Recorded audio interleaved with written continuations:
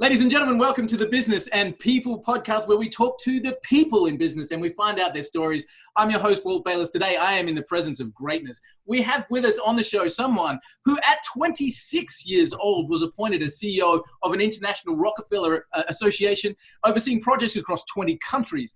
2 years later, at just 28 years old, Inc. magazine named him as one of America's up-and-coming young business leaders. He's the author of 5 books. He's been named alongside of Sergey Brin and Larry Page of Google and Jeff Bezos of Amazon as one of the world's top 50 leaders. In fact, I could keep going on, but I think the 30 minutes of our show would be filled with John's accolades. It is my pleasure, my honor to introduce the man who consumes more than 100 business books a year and is one of the world's greatest leaders of business and speakers around the world, Mr. John Spence. Thank you so much for joining me, man. It's my honor. It's my pleasure. You are way too kind. I need to. That was really nice of you. It's so easy to rattle that off, but wow! When I look at what you've achieved in your short span on this planet, man, I don't have enough time to list through everything you've done. This has been a pretty amazing journey for you, John. Yeah, well, it didn't start out that way. It started with utter failure. Tell me about that. That's interesting. Oh, yeah. I grew up in Miami, Florida, and my father was a very famous lawyer, a malpractice attorney. And I went to one of the top prep schools in America, did very well, got admitted to a lot of different universities. And I chose the University of Miami there in Florida because it was close to my boat and my girlfriend. Nice. Which is not why you should choose university. Career choices right there. Yeah, which is why I failed out about a year later. But the bad thing was, that was bad enough, but the worst thing is the University of Miami, my dad was one of the top alumni ever to graduate from that university. He would have been. The year I got, that gets better. The year I got kicked out, he was on the board of directors of the university. And there's a building in the law school named after him. Oh, awesome. So, yeah, let's just say Dad wasn't happy about that. Okay. And I had to restart college, and I went to what in America we call a community college, which is pretty much if you have a pulse, they have to let you in. Did okay there, worked through it, and eventually made it to the University of Florida, where I live now in Gainesville, Florida, and graduated number 3 in the entire United States. And that's how I got to the Rockefeller Foundation. But it all started with, and you and I were chatting before we started that you said everybody has usually a triggering event. My triggering event is when I came up from Miami to Gainesville. It's about 6 hours away. And I'm at the university and I'm handing the woman my transcripts. Just, going, I want to transfer here. I really want to go. And she looked at me, she goes, we don't take people like you. Whoa. Next. And it was that word when she said next. And I was like, she goes, next. And I had to step out of line. I walked outside, sat on the stairs, and started to cry and realized that I was about to throw my life away, that I had dreams of being a CEO and traveling all over the world and all that stuff. And that and no one else was going to fix it for me. I'd messed it all up. And that's when I began my journey of trying to understand how successful people work, reading, studying, getting mentors. The thing that got me through university was I started a study group, which would basically be a mastermind group.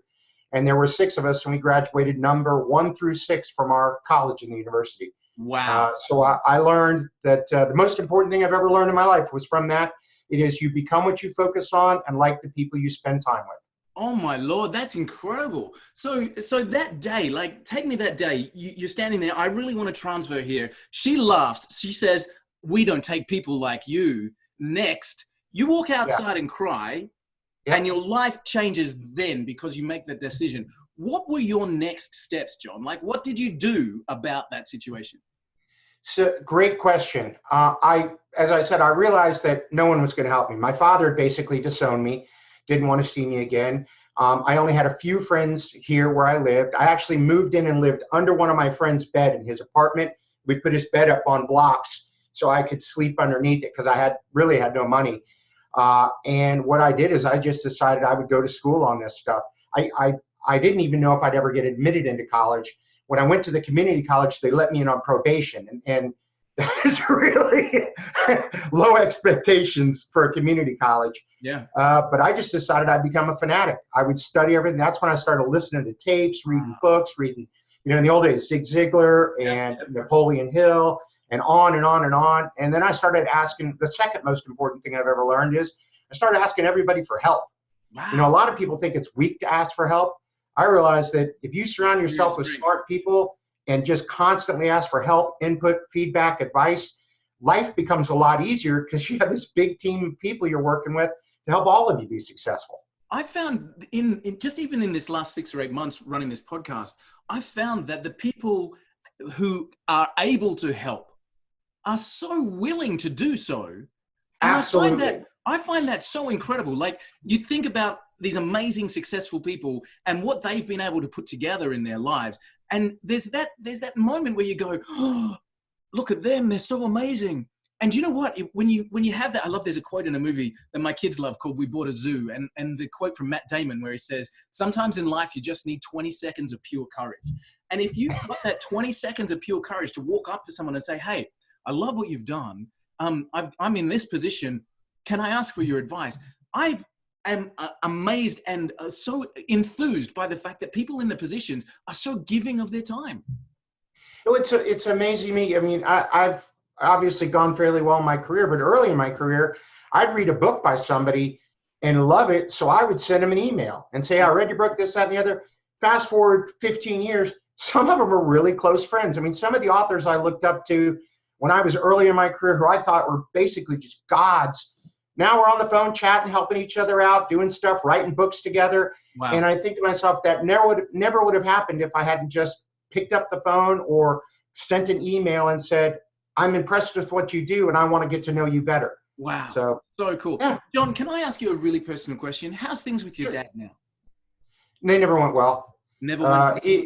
No, they never really got fixed up. My father was extremely competitive. I actually got kicked out of my house when I was 16 years old because my dad saw me as a challenge. Yeah. I had straight A's, captain of the football, blah, blah, blah, blah, blah. And he liked being the alpha male in the house. So he actually kicked me out when I was still in high school. And you got to realize my father was on the cover of the Wall Street Journal, and he was the wealthiest lawyer in America. Wow. At that time. So when did you realize that you were your own person? Right then. Right. I realized that point. Yeah, right then. Because I realized that he wasn't going to fix it. No one was going to fix it. Wow. I was going to have to fix it, and it was totally up to me. You know, it's interesting, and I don't want to talk too much because I've got John Spence on the line with me, and I want you to talk. I was in New Zealand. Funny how that the times cross over. I'd just been promoted. So I was working a job at the time, and I'd just been promoted. I was 24, 25 years old, and I was on like the first time I'd been promoted to $100,000 a year salary. And I was in charge of a $6.5 million department. And I was 24 years old. I kind of left home when I was 18, and still a young man. I jumped on the phone. I called mom. What else do you do? I called mom. And I'm standing in the middle of this hotel, right? And I said, Mom, you'd never believe it. I've just got a job where the salary is $100,000 a year, right? I'm tearing up as I'm saying this. And my mom responds to me and she says, what could you ever do to be worth that much money? Whoa.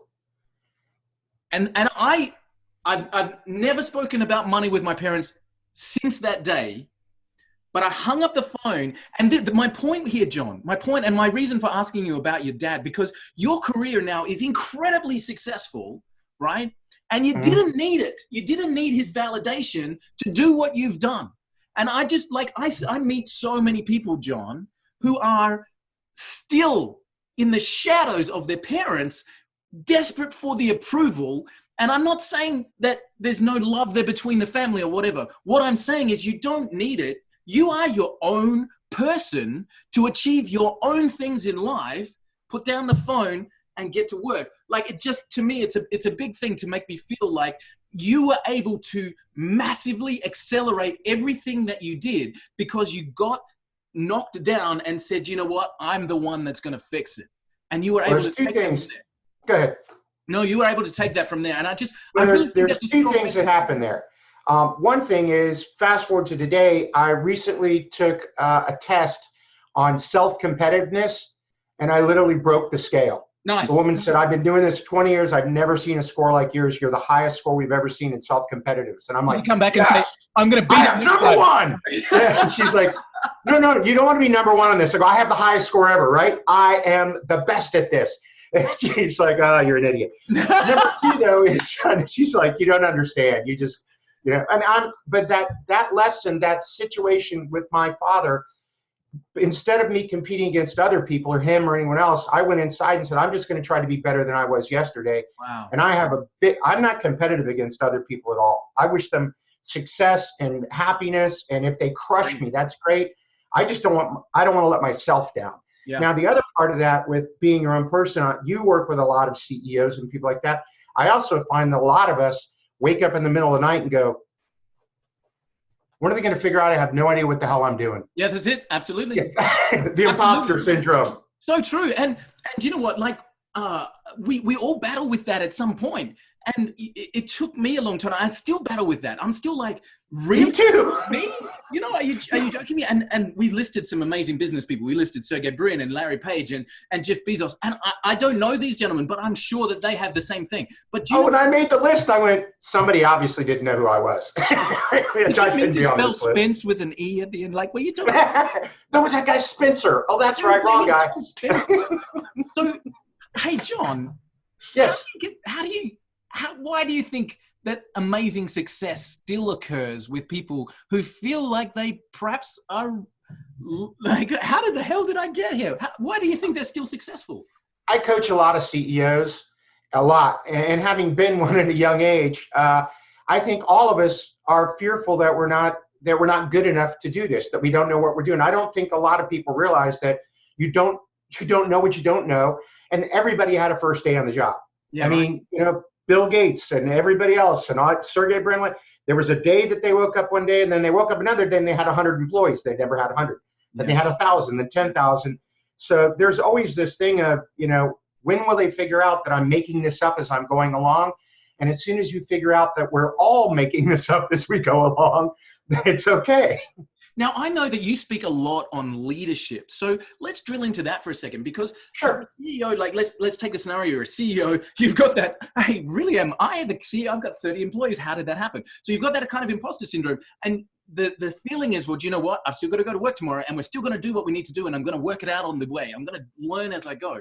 When you talk about leadership, how does the development of leadership help people be able to get past that imposter syndrome and lead teams forward to be able to achieve what they want to achieve? How does that skill set of leadership help them move that barrier? Wow, that's a really good question. So as I listen to you, I'm thinking about a couple things. I think the good leaders, they realize that they're going to have to be push themselves for lifelong learning. That they can't coast, that they're constantly going to have to get better if they want the organization to get better. Number two, and it's my definition of success, is when you become a living example of what you hope your followers will one day become. Yeah. A lot of people think leadership is title, position, everything. Leadership is really, really hard. I remember when I was running one of my companies, I would lay at night and bed at night worrying about the 300 kids I had to put through college. Yeah. And like, I don't even have kids. Yeah. So it's this huge responsibility. And with that, I realized, that's one of the reasons I love leading, is it forces me to be a better person than I actually am. Because I have to live up to the expectations of my team and try to help them be successful. And then I also think that the skill set is honed through chaos, through crisis. Yep. That you don't learn how strong you can be until something really big happens and everybody looks at you and says, well, what are we going to do? Yeah. And it's living through a couple of those successfully that you say, maybe I can do this. So far, so good. There always seems to be the person that everyone turns to in a crisis, and we define that person as the leader, and quite often they don't define themselves that way, but it's when they step forward and you look behind you and you realize that the people you're with have come the same step, and you go, whoa, now that, and then the panic sets in and I've got to actually fill that position. Well, we've talked already multiple times about the continual development and continual education. Before we clicked on record, one of the things I loved about your bio is that you consume at least 100 business books a year. I'm looking at the bookshelf behind you. You mentioned that that's one of 11 that you have, over 2,000 books in the house. This is my office. Yeah, nice. When I've got another 1,000 at the house. Beautiful. When we're talking about this continual development and continual education, how do you make time for that? How do you prioritize it? How do you make that a a structured part of your life? Okay, so let's do something fun here for a second. We'll back up. I just gave a TED talk on the future of leadership.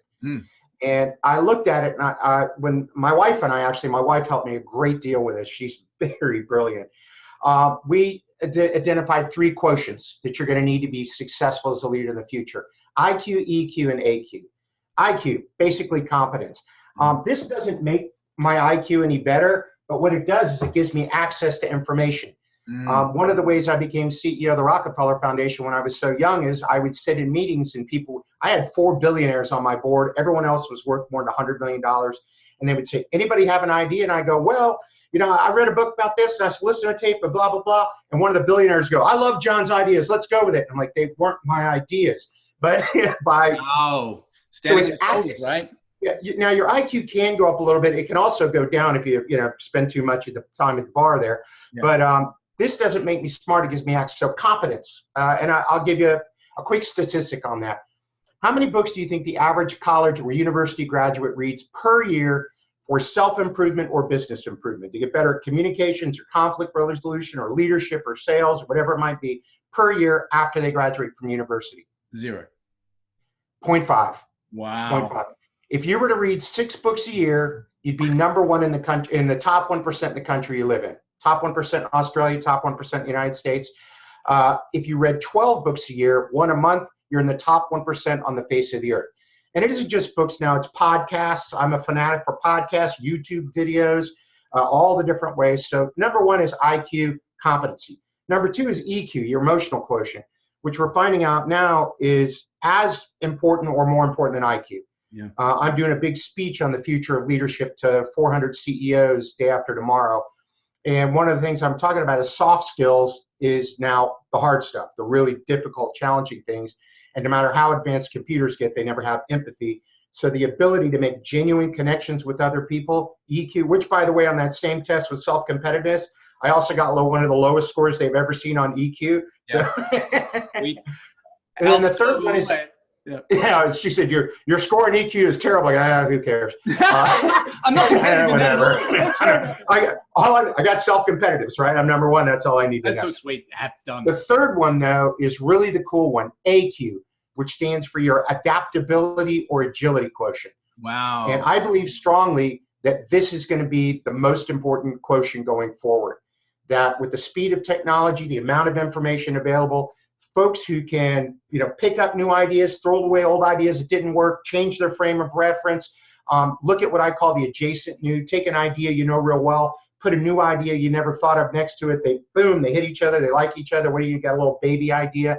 The creativity seems to be the #1 soft skill that CEOs are looking for worldwide, and creativity is a combination of those 3 things. Wow. But AQ, keep an eye on it. That's the one that I'm really enamored with.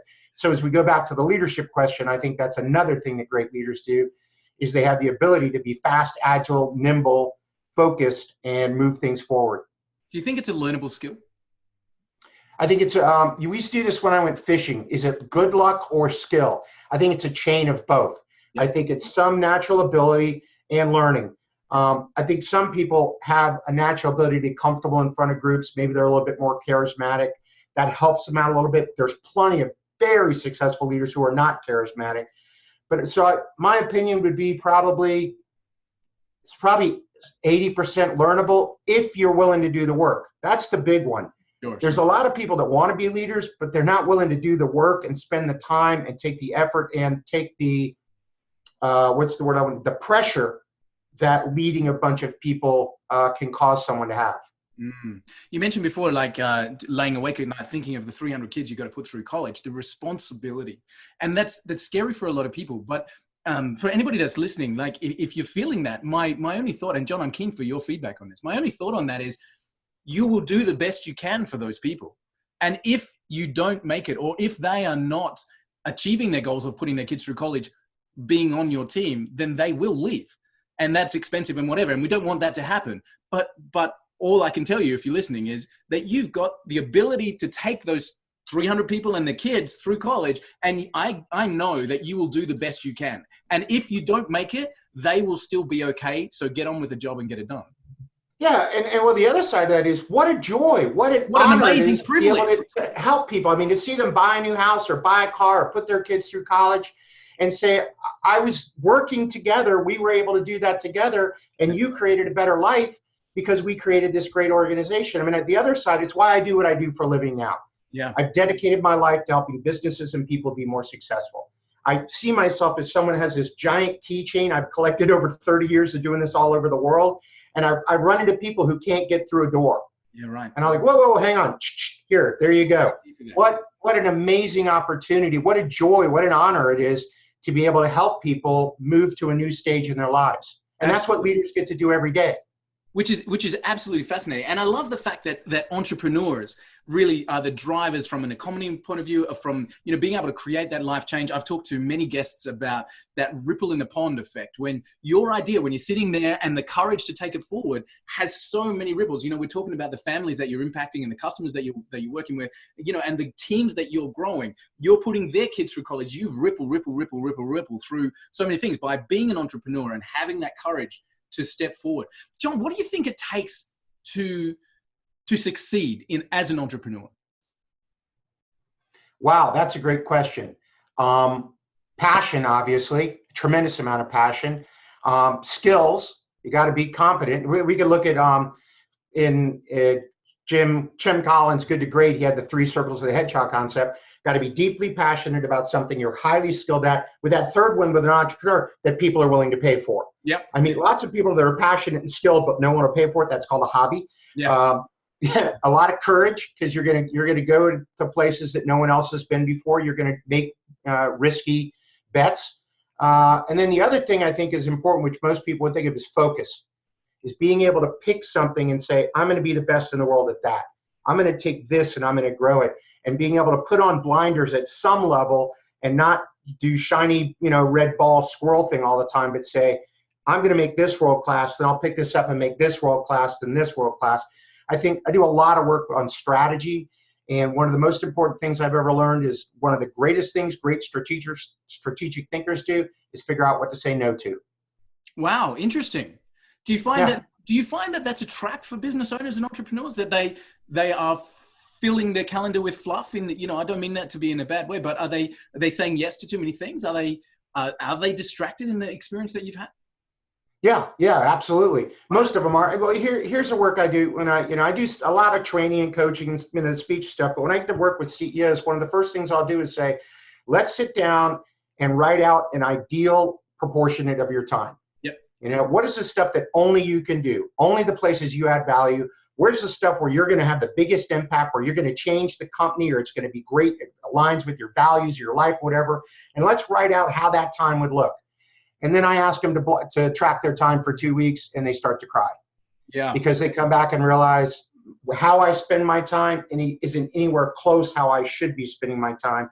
And the key to that is being able to say no. Wow. No, I can't do that. Let me delegate this. No, that doesn't meet my values. No, that isn't what's going to be best for the company.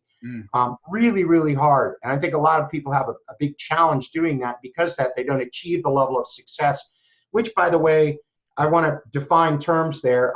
I do not look at success as money, fame, or power. I work for some very rich, famous, powerful people that I would not consider super successful. My definition of success is when your self-concept and your core values are in harmony with your daily actions and behaviors.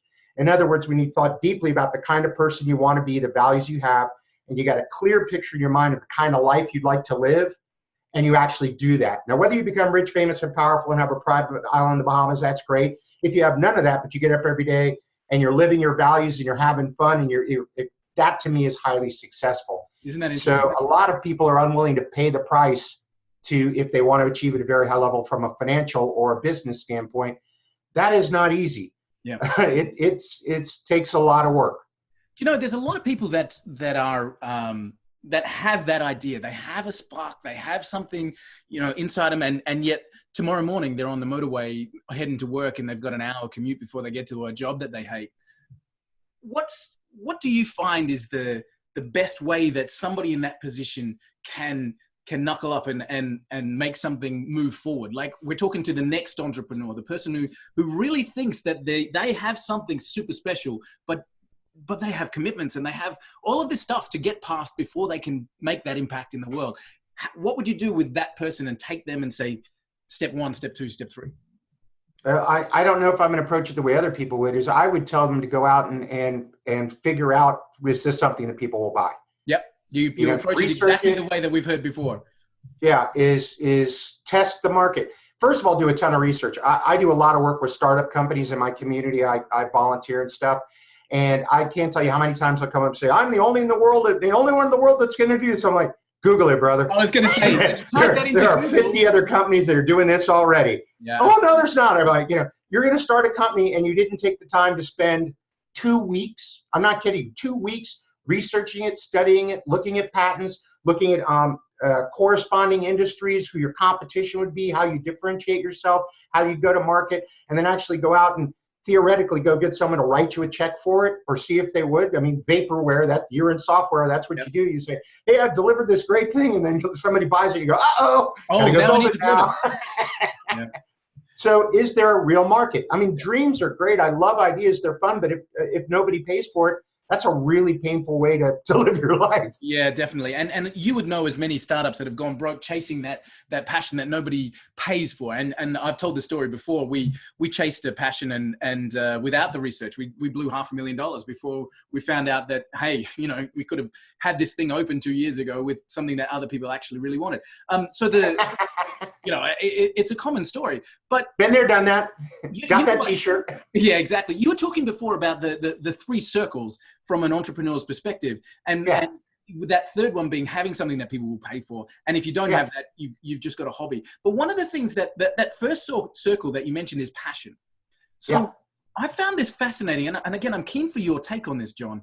I found it fascinating that the passion doesn't necessarily have to be about the product. It has to be about the life you want to lead. So in other words, if we're really passionate about creating the next ABC widget, and it turns out that the market doesn't really want the ABC widget, but what you were really trying to do was achieve freedom for yourself and your family and create something amazing, then pivoting away from the ABC widget is not as important as keeping focused on the end goal of creating something in life that's going to be of value and changing your direction. How's your thought pattern there? Because if you've got the best ABC widget in the world and you're completely passionate about it, but nobody wants to buy it, where do you go?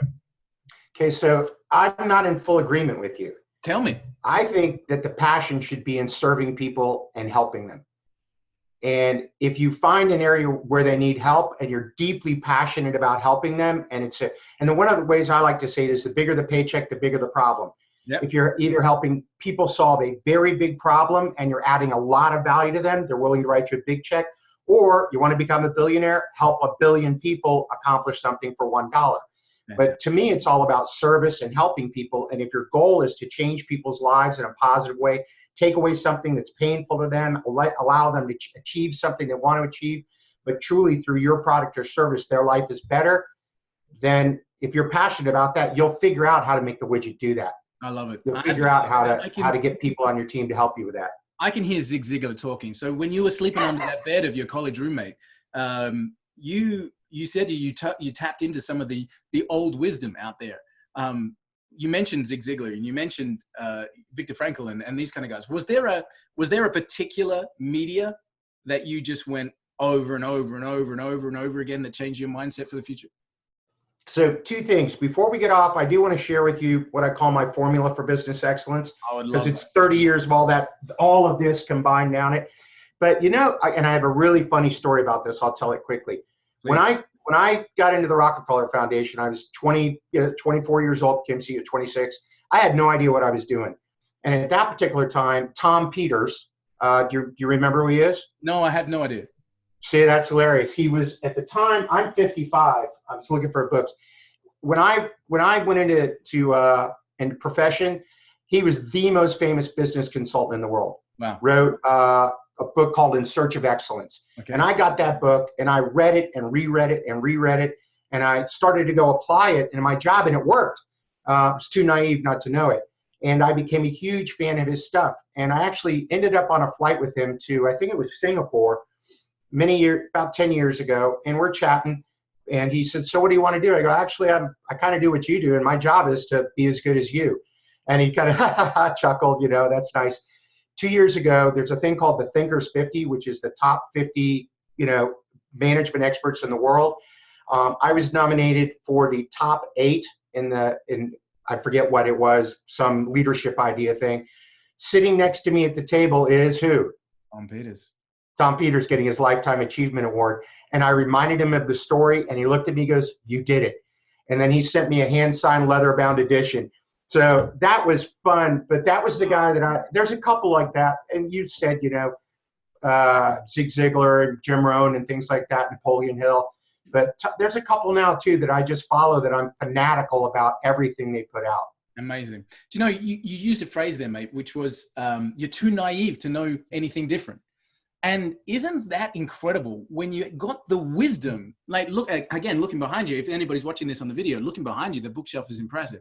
You've got the wisdom that's been laid out before you. And yet so many of us, and I say us, so many of us, you go, yeah, that's okay for him, but it won't work for me. Whereas that wisdom was put in place because of experience and knowledge, like at least to have the opportunity to absorb it and try it and move forward. And if it's no good, discard it and move on to the next one. But let the wisdom sink in, like let it actually be absorbed. Yeah, I had a really unique experience with the Rockefellers. As Mr. Rockefeller, when he made me CEO, knew that I was young and naive and hadn't done this before. So he assigned his right-hand man, a guy named Charlie Owen, to mentor me. And Charlie was like his attorney, his accountant, his counselor, all rolled into one. And here's how Charlie would do it. And this has got my book stuff. He would walk into my office every Monday, take a book, put it down on the table and say, "I'll see you Friday for lunch." And on Friday, I had to make a book report, tell him everything I'd learned. And then he would ask me this question: what are 3 things you're going to apply out of what you just learned? I would tell him, he would write them down. He would look at them and goes, "You're now going to be held responsible for doing those in your job. Here's another book." So what an incredible mentor. Yeah. That's so very cool. And the wisdom was one thing, but the wisdom to the action was what changed everything. It's nice you read the book, John. What are you going to do differently now? And now I'm going to hold you accountable. I think that's one of the big things that changed my life. Wow. It's not just read the book. It's read it, figure out what to apply it, and then go forward. Wow, that's incredible. Do you do that for others? Do you put that same framework? Oh, yeah. When I mentor people, my CEOs I coach, and I coach a couple of CEOs from billion-dollar companies, I assign them reading. Fantastic. Your homework. I have 2 coaching calls today. I'm like, "So did you read your homework?" "Yeah, I got my homework done." And what it is, another reason I do that is if I'm coaching someone and they don't like an idea, we can talk about the author instead of me versus them. I don't like this idea. Like my client said, I don't like the Oprah Winfrey video. Yeah. This is just, we were talking about that earlier. Don't like it. Okay, great. Why? Instead of me bringing an idea, I go, "I don't agree with you," which is fine. But I'd rather have a third party that we can be aggressive around the idea without being aggressive with each other. That's fantastic. That literally takes away the tension of the disagreement. And, while you're talking there, I'm seeing to myself domestic situations and whatever. If you take the personal side of it away and just focus on the idea and being able to rationally discuss the idea without being connected to the person, then there's a lot less arguments, a lot more joy that would be around. Well, it's one of the ways that I teach companies to have more accountability is make binary goals, KPIs. They're black and white. They're yes or no. You got it or you didn't. There's no guessing. You either sold 3 million this month or you didn't. Yeah. I still like you. I think you're a great guy. We'll go out and have a beer later, but you owe me another 200 or another 50,000 bucks or whatever to make your goal. You're okay. You just didn't meet the agreed upon goal. So clear expectations, lots of communications, tracking, and then setting it up in a way that's never me versus you. It's always me and you together as a team trying to make sure you achieve your goal. That's leadership. It is, and it's also, if I looked at companies around the world that I work with, the 3 biggest problems I see right now are lack of a vivid, compelling, and well-communicated vision and strategy for growth. Mm-hmm. Number 2 is courageous communication. And number 3, which is actually the biggest one, is lack of disciplined execution and accountability. Yep. There's no shortage of really bright people with great products, services that are geniuses. There's a huge shortage of people that could take those ideas and execute them with discipline. And do you think if we took that and we used that as our mantra and we said, You want to succeed? Cool. Put your signature here and stand up to what you promise. Do you think that we're going to see some growth just pushing that message? Absolutely. With the right people, yes. Me too. Which is that we'll figure out who the right people are. Yeah, absolutely. John, tell me about the core that you were going to say, the 30 years. So all this work, I wrote a book called Awesomely Simple, not plugging the book, but after I got done with it, I put it through this special software program called Wordle, and it takes out all the stuff and it finds the pattern, which is basically what I've built my entire career on, pattern recognition. Wow. Here's the patterns of how great companies work, how great leaders work, how great teams work. So I took all that and I boiled it down to what I call my formula for business excellence. 4 things that I believe every entrepreneur must focus on to build and sustain a world-class company. Here they are. First one is talent. I'm going to make this clear. The entire success of your company, no matter what you do, is 100% dependent on the quality of the people that you can get, grow, and keep on your team, which means to me that talent acquisition, talent development, talent retention should then be a strategic objective that you spend time, money, people, and invest in. Talent. The next one is culture. And it's one of the things that attracts top talent. And in many organizations, culture is the biggest place for either improvement or failure. They might be able to get a little bit more efficiency, buy a new machine, speed up their website loading or whatever. But if you want to see a company really take off, it's when your employees get more engaged, dedicated, committed, and want to see the company succeed. The reverse is a really bad culture can drive you to bankruptcy pretty quick. Number 3 is extreme customer focus. Talent, culture, extreme customer focus.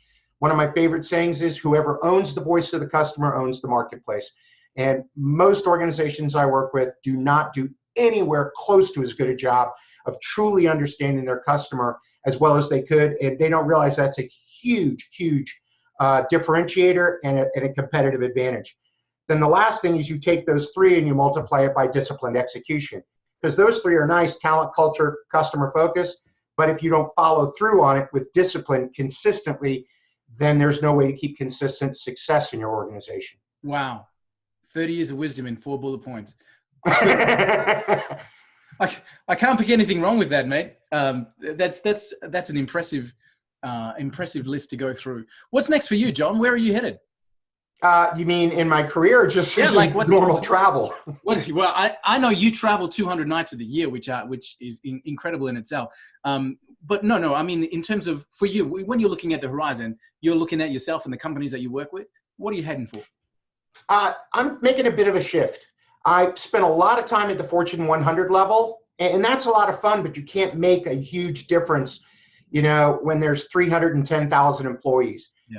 So I've been working a lot more with small to medium-sized companies where if I can get together with a senior leadership team, together we can make some great decisions and they can make huge strides. Because when there's thousands and thousands of people, it's hard. When there's 400 or 600 or 1,000, it's a lot easier to make big change. And it's very rewarding for me to see a management team or a company take the stuff I help them learn and really make a huge impact to take care of the people that work there and their families. I hadn't done executive coaching for a decade because I made a big mistake. I used to coach people that were broken and needed help to get fixed, that were about to get fired. Now I only coach people who are really, really good and want someone to push them to get better. And then the last thing is I'm continuing to go around the world and speak. You mentioned I travel a couple hundred days a year, but I don't have children, and my wife is my business partner and travels with me. So it's a really nice lifestyle business. I've got friends all over Australia. I've got godson in New Zealand now.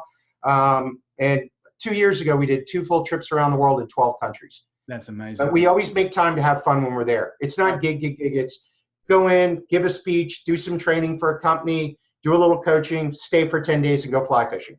Nice. I was going to say, is that the relaxation? Is fly fishing the relaxation of choice? Yes. What's the appeal?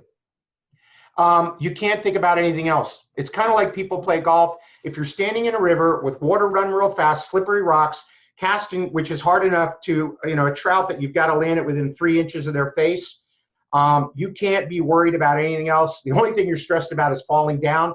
Other than that, you can't worry about home or finances or people or anything. I learned that a long time ago when I was running a large company.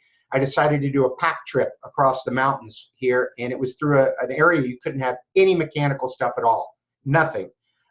what we call a wilderness area. Nice. And I had to take my cell phone out of my hand and leave in the car. I came back, the company was running better.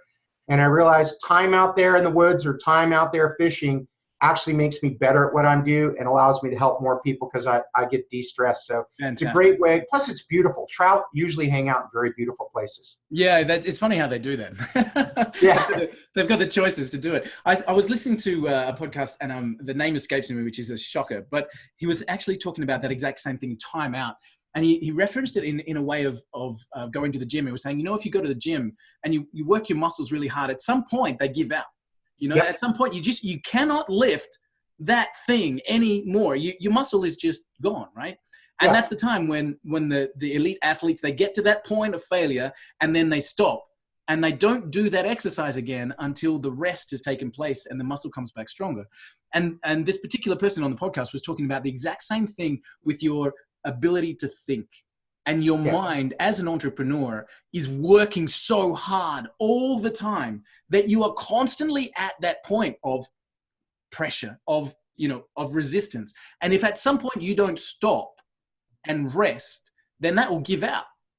And so the strength of the entrepreneur comes in a way that you can literally work hard until you get to the point and then just go fly fish. Take it and turn it off. It's interesting because not everybody has that ability. Yeah. I'm very lucky that I have two skills. What? Kerwin Ray. I just remembered the gentleman. Kerwin Ray. Oh, okay. Credit where it's due. I don't know how I got him, but I have two skills. Number one is I have the ability to completely stop worried about work.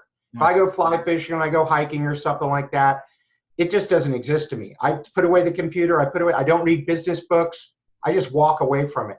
Fantastic. Number two is when I delegate something away to someone that I trust, it ceases to exist in my world. I don't worry about whether it's going to get done or blah, blah, blah. I gave it to Mercedes. I know she's fantastic. It's yours. Do you have any questions? Do you need help? Anything? Nope. I literally take it off my list. It doesn't exist in the world anymore, which frees up all my time to do the things I'm good at. Yeah. And you asked earlier, how do I keep up on the reading? When I don't watch TV, I probably watch maybe an hour of TV a month, just the news or something like that. When I travel, I read the entire time, flights and everything else like that. But also I block an hour and a half every morning to go by myself to a small restaurant, have breakfast. I know the staff, and I sit in the corner and I've got my iPad and I read for a Harvard Business Review, Inc., Fortune, Forbes, a bunch of blogs, everything else every day for a minimum of an hour and a half. Fantastic, mate. Unreal. I think the formula for success, John, that you're laying out for people is incredible.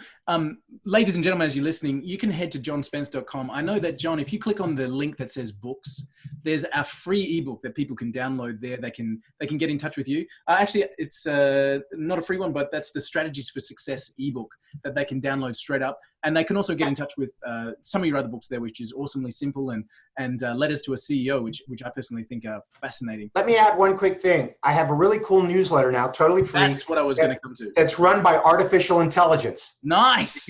So much better for intelligence.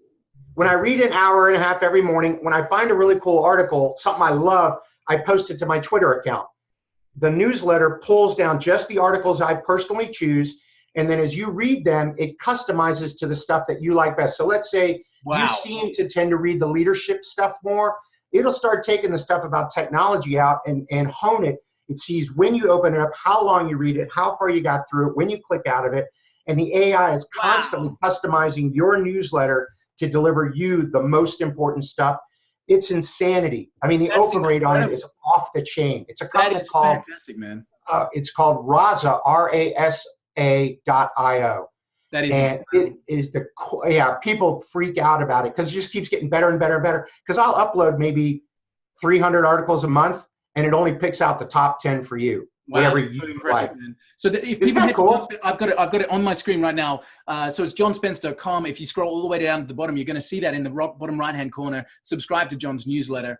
This is John Spence distilled. You literally get his wisdom from that hour and a half of reading and tailored to what you're personally interested in. Man, that is phenomenal. I'm excited to sign up there myself and get that through.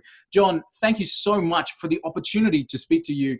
I would love to hear more about what you're doing and keep in touch there as well. And I really appreciate the level of commitment that you have to entrepreneurs and to business owners, helping them change their world. My huge gratitude to you from our listeners, etc., straight back to you. And I wish you all the very best for the future, man. I can't thank you enough for the time you've given. It was my honor, my true honor. Thanks so much. Cheers.